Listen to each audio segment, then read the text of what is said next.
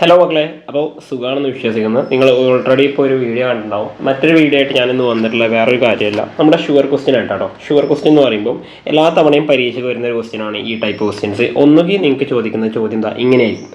ഒന്നുകിൽ നിങ്ങളോട് price elasticity കാണാൻ ഓഫ് ഡിമാൻഡാണ് കാണാൻ പറയാം. Price elasticity of first one വരെ ഡിമാൻഡ് വെച്ചിട്ടായിരിക്കും കാണാൻ പറയാം. ഇനി അതല്ല പരീക്ഷയ്ക്ക് ചോദിച്ചെങ്കിൽ മറ്റൊരു രീതി ചോദിക്കുന്നത് സപ്ലൈ വെച്ചിട്ടായിരിക്കും ചോദിക്കുന്നുണ്ടാവുക. ഓക്കെ, അപ്പോൾ ഡിമാൻഡിനെ വെച്ചിട്ടോ അല്ലെങ്കിൽ സപ്ലൈ വെച്ചിട്ടോ എന്ത് ചെയ്യും, നിങ്ങൾക്ക് ഈ പറഞ്ഞിരിക്കുന്ന പ്രൈസ് ഇലാസ്റ്റിസിറ്റി പരീക്ഷയ്ക്ക് വരുന്ന ചോദ്യമാണ്. നമുക്ക് ചെയ്ത് നോക്കാം ഇതെങ്ങനെ ചെയ്യേണ്ടതെന്നുള്ള കേട്ടോ. അപ്പോൾ രണ്ടിലും സെയിം ഇക്വേഷൻസ് ആണ് നമ്മൾ എപ്പോഴും യൂസ് ചെയ്യാറില്ല, അത് വെച്ചിട്ട് നമുക്ക് ചെയ്ത് നോക്കാം.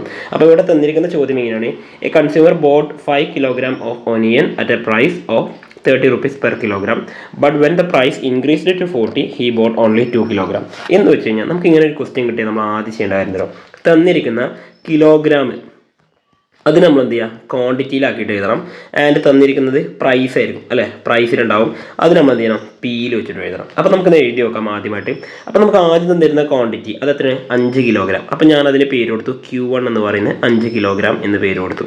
ഇനി നമുക്ക് രണ്ടാമത് തന്നിരിക്കുന്ന ക്വാണ്ടിറ്റി എത്രയാണ്, 2 kilogram. അപ്പോൾ ഞാൻ Q2 എന്ന് പേര് കൊടുത്ത് എത്രയാണ്, 2 kilogram എന്ന് കൊടുത്തു. ഇതാണ് നമ്മൾ ആദ്യം ചെയ്യേണ്ട സ്റ്റെപ്പ്. ഇതേപോലെ പ്രൈസ് നമ്മൾ മാറ്റി എഴുതണം. ഇനി പ്രൈസ് നമുക്ക് ആദ്യം തന്നിട്ടുള്ള എത്രയാണ്, 30 രൂപയല്ലേ. അപ്പോൾ ഞാൻ ആദ്യം എഴുതി P1 എന്ന് പറയുന്നത് 30 രൂപ എന്ന് എഴുതി. രണ്ടാമത് പ്രൈസ് എത്രയാണ്, 40 ആണ് തന്നിട്ടുള്ളത്. അപ്പോൾ ഞാൻ P2 എന്നുള്ളത് എത്ര എഴുതി, 40 എന്ന് എഴുതി. ഓക്കെ, ഇനിയാണ് നമ്മുടെ ക്വസ്റ്റ്യൻ്റെ ഭാഗത്തേക്ക് നമ്മൾ ശ്രദ്ധിക്കേണ്ടത്. അതായത് ഇവിടെ നമ്മളോട് ചോദിക്കുന്നത് പ്രൈസ് ഇലാസ്റ്റിസിറ്റി ഓഫ് ഡിമാൻഡ് കാണാനാണ് പറഞ്ഞത്, അല്ലെങ്കിൽ നമ്മൾ പറയാറുണ്ട് എപ്പോഴും ED കാണാനാണ് പറഞ്ഞിട്ടുള്ളത് എന്നുള്ള കാര്യം. അപ്പോൾ നമുക്കിത് ചെയ്ത് നോക്കാം എങ്ങനെ ചെയ്യേണ്ടതല്ലേ. ഇലാസ്റ്റിസിറ്റി ഓഫ് ഡിമാൻഡ് കാണാൻ നമ്മൾ എപ്പോഴും ഇക്വേഷൻ പഠിച്ചിട്ടുണ്ട്. Elasticity of demand is equal to delta Q divide by delta P into P/Q എന്നാണ് നമ്മുടെ ഇക്വേഷൻ അല്ലേ. അപ്പോൾ ഈ ഒരു ഇക്വേഷൻ്റെ ബേസിലാണ് നമ്മൾ ഈ ക്വസ്റ്റ്യൻസ് ഒക്കെ ചെയ്യാറുള്ളത്. സാധാരണ പരീക്ഷയ്ക്ക് ഇപ്പോൾ ഇങ്ങനെയുള്ള ക്വസ്റ്റ്യൻസ് തന്നെയാണ് വരാറുള്ളത്. അപ്പോൾ നിങ്ങളതൊന്ന് പഠിച്ചു വെക്കണം, കാരണം എന്ന് പറഞ്ഞാൽ വളരെ ഈസി ആയിട്ട് ചെയ്യാൻ പറ്റുന്നതാണ്. അപ്പോൾ നമുക്ക് ആദ്യം ഡെൽറ്റ Q ഒക്കെ ഒന്ന് കണ്ടെത്താം. അതിനാദ്യം വേണ്ടത് ഡെൽറ്റ Q എന്താണെന്ന് അറിയണം. ഡെൽറ്റ Q എന്ന് പറഞ്ഞു കഴിഞ്ഞാൽ നമ്മുടെ Q2 നിന്നും Q1 കുറക്കുമ്പോൾ കിട്ടുന്ന വാല്യൂനാണ് ഡെൽറ്റ Q എന്ന് പറയാം. നമുക്ക് നോക്കാം, Q2 എന്ന് പറഞ്ഞാൽ എത്രയായിരുന്നു, Q2 എന്ന് പറഞ്ഞാൽ 2ഉം Q1 എന്ന് പറഞ്ഞാൽ 5ഉം അല്ലേ. അപ്പം നമ്മുടെ ഉത്തരം വരിക 2 - 5, നമുക്ക് ഉത്തരം കിട്ടുക -3 എന്നായിരിക്കും കിട്ടുന്നുണ്ടാവുക.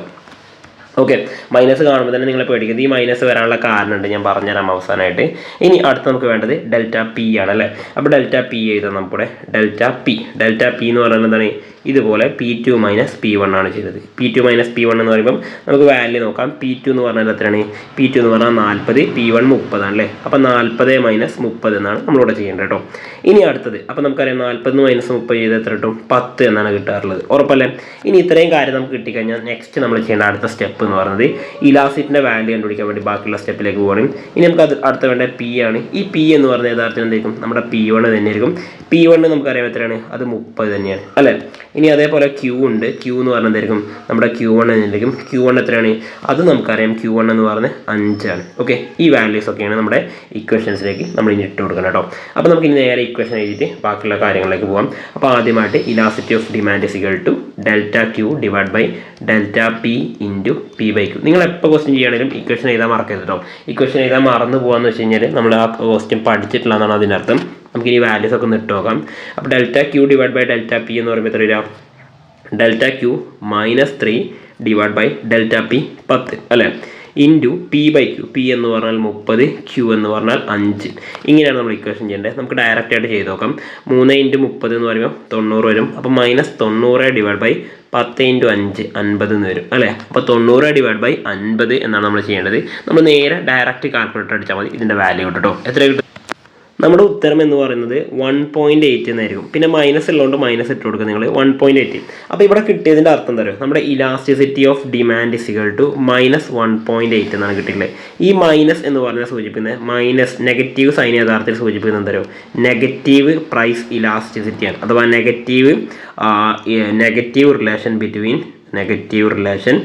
Between price and quantity demand. നമ്മുടെ ഡിമാൻഡും പ്രൈസും തമ്മിലുള്ള ബന്ധം നമുക്കറിയില്ലേ. അതായത് പ്രൈസ് കൂടുമ്പോൾ എന്ത് ചെയ്യും, ഡിമാൻഡ് കുറയുമെന്ന് നമ്മൾ പഠിച്ചിട്ടുണ്ട്. അതുപോലെ പ്രൈസ് കുറയുമ്പോൾ ഡിമാൻഡ് കൂടുമെന്ന് നമ്മൾ പഠിച്ചിട്ടുണ്ട് അല്ലേ.